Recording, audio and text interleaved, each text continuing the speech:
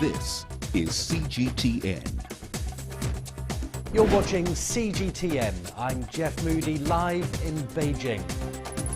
So, now we know. They've debated, they've shouted, they've called each other names, and on occasions they've even talked a bit of policy. 2, when Theresa May's alarm clock goes off, fairly shortly, she will pull the covers over her head and wish she had a job where she could call in sick. And 3, when her alarm clock does go off, she'll get up, carry on, and face the day, because she's British. Up to. But I'm sorry to interrupt I you, will but say you say that he doesn't play to political views, but the system that he operates in doesn't it? He might do things a very different way. He might do things his own way, but the system doesn't allow him to, surely. Gamba Naderi, columnist with the Cayenne International, you've heard it there. You need to get out of Syria right now. What do you say to that? Is it right then and fair to be talking, as Russia is, about migrants returning to Syria at this stage? I mean, many of them have settled in the West. Many of them are finding themselves putting their children through school. They may have found work. They may be learning their respective languages. They may be settling down into a new home with friends, with contacts, etc. Is it right at this early stage for Russia to be saying, come on, back home? There we have it, the ceremonial tree planting ceremony, and the picture there of the two leaders walking off amiably to begin more discussions.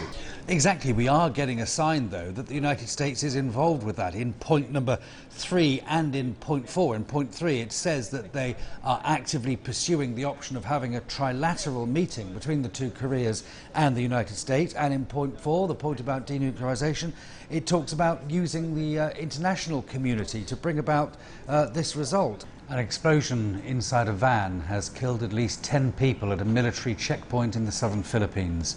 At least 27 soldiers have been killed in a suicide car bombing in southeastern Iran. The Chinese President Xi Jinping met with the President of Somalia, Mohammed Abdullahi Mohammed. Because, you know, you can't say to the British people, oh, what do you want to do about this? Take their decision. And then a little bit later say, oh, do you really want to do that? Do you want to have another go at changing your mind?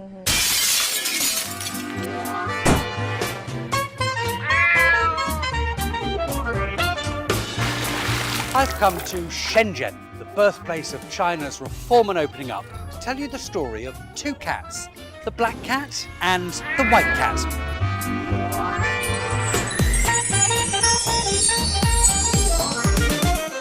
These youngsters didn't want to just sit by waiting for the phone to ring, calling themselves unemployed. Oh no. They decided to give themselves a new title. They called themselves Waiting to be Employed.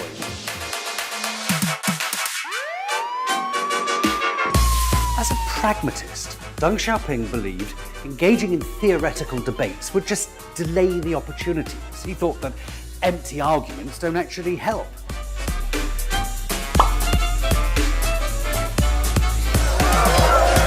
Human flesh search sounds creepy, but it's not a literal search for human flesh.